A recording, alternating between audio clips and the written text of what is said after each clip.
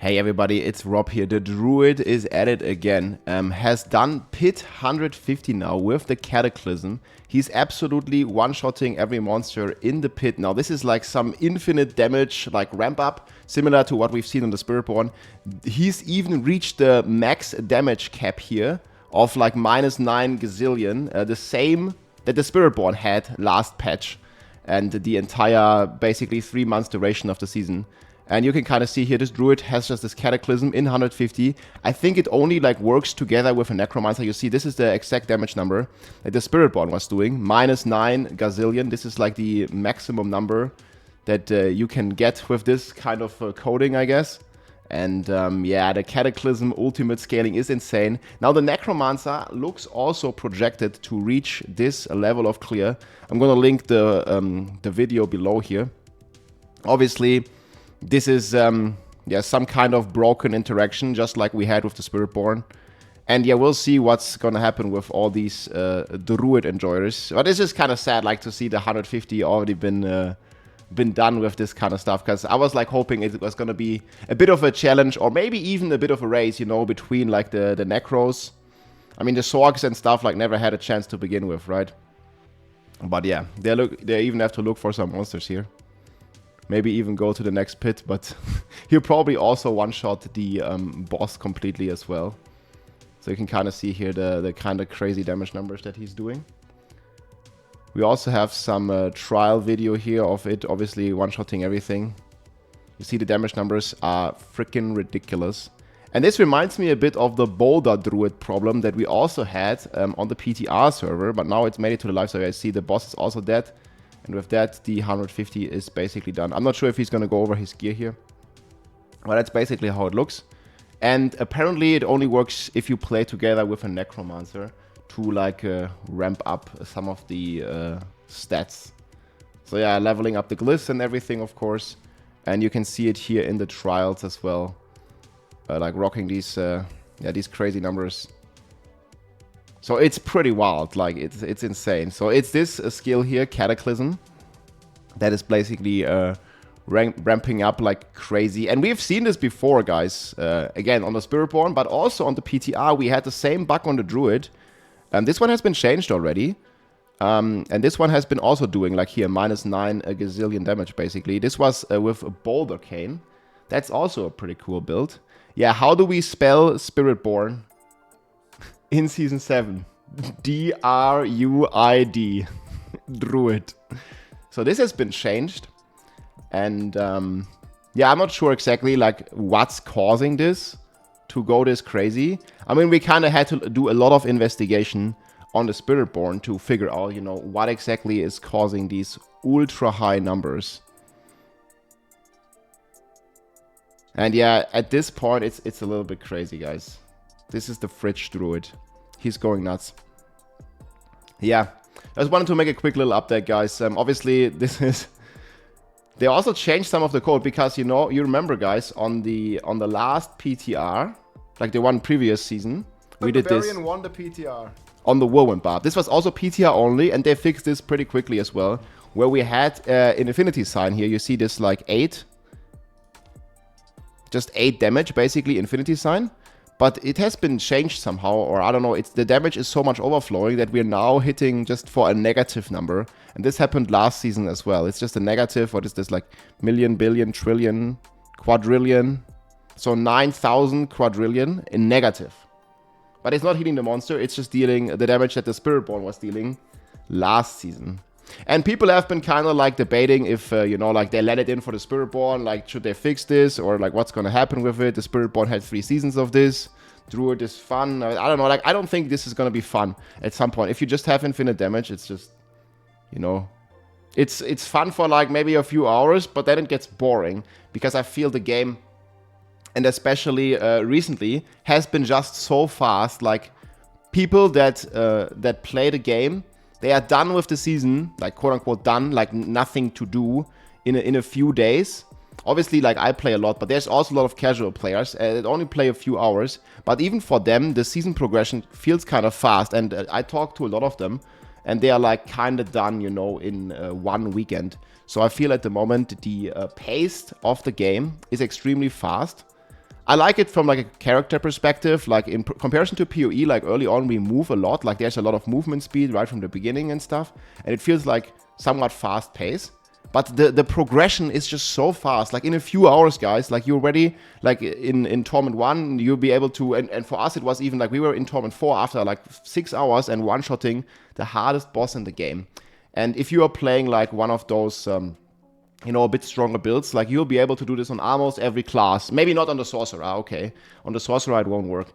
But this is just, yeah, just getting a bit out of control. The power scaling in general, and I'm not talking only, you know, like these broken builds that is the Druid. I'm talking about in general a lot of builds that have, yeah, just an insane power scaling. And then you build this build, like you make your character, you know, you make your character strong. Like I have this awesome barbarian here. You make him strong.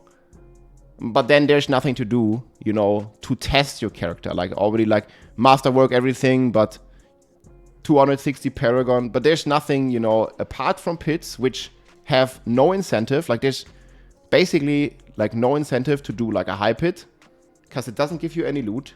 It doesn't give you like really more XP. Doesn't give you anything. There's not even like a leaderboard entry or something, like even with all rewards. There's just nothing at the end, I feel. And yeah, getting some, you know, extra end game, I think would be kind of nice to, I don't know, to have some stuff that goes beyond this. I don't know. Let me know what you think. It's just so fast, the progression. It's just so fast. And obviously with some kind of stuff. I also feel that because of the timing, so we had Path of Exile come out roughly at the same time when the PTR came out this season. And obviously a lot of ARPG fans, like, we're looking forward to Path of Exile, playing, have been playing, or still playing Path of Exile. I'm definitely looking forward for the next content patch.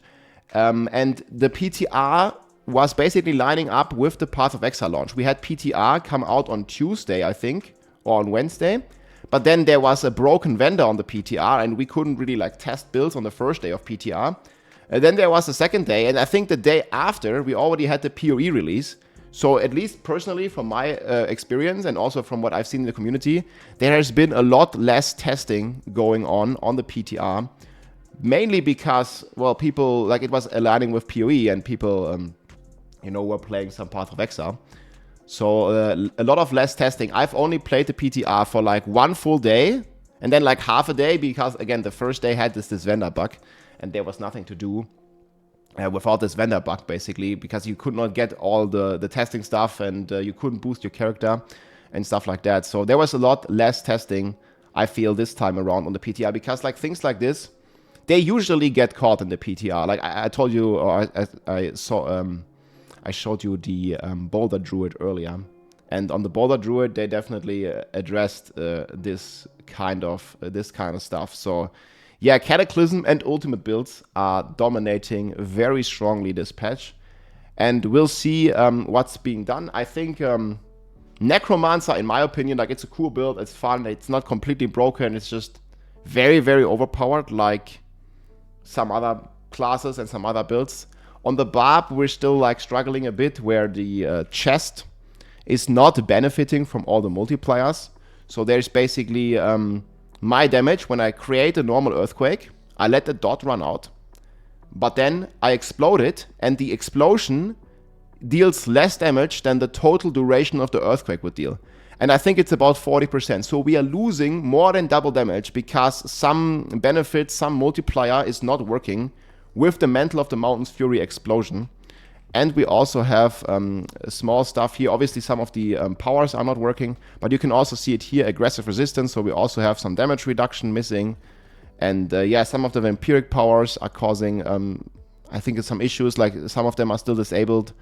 And overall, I really like the season theme. I think Season 7 is pretty cool, like the season theme. I like Season 2 a lot, and this one is obviously heavily inspired by that. But I think the new area is fun. I'm having a blast here. I also like, and this might be a bit controversial, but I also like that finally you're not done with it, you know, like instantly. You actually have to grind a bit, like getting all these powers leveled up. It's a very small benefit, but look, even my powers are not that high. I only have like two powers at max. I've mainly been focused on doing pits. I also have Piranado, and you see it's like kind of expensive. I still have like 2,000, and we have some Head Rotten. We have some fugitive heads, but I really like that this time, you know, it's gonna take, you know, like a few days to max out your season theme, and it's not done like, you know, just on the first day or on like, you know, a couple of first days. And maybe for casual, it's gonna even take a few weeks to finish this completely. But then again, it's completely optional because the power gain is not really that crazy. So I don't know what you think about that. Let me know in the comments. I really like the a bit more longevity approach, and I really hope this would go into some more parts of the game. Because at the moment, Uber Lilith, I think, is the perfect example, right? You're killing Uber Lilith. It used to be like a cool, challenging fight, right? You go to Uber Lilith, I'm a normal, but you kill Uber Lilith, and it used to be like, when the game launched, it used to mean something when you killed her. But nowadays, people complain so much about Uber Lilith being like somewhat of a challenge, that they've dumped it down, and they've like nerfed Uber Lilith to this point where every build just looks at her and just one-shots her.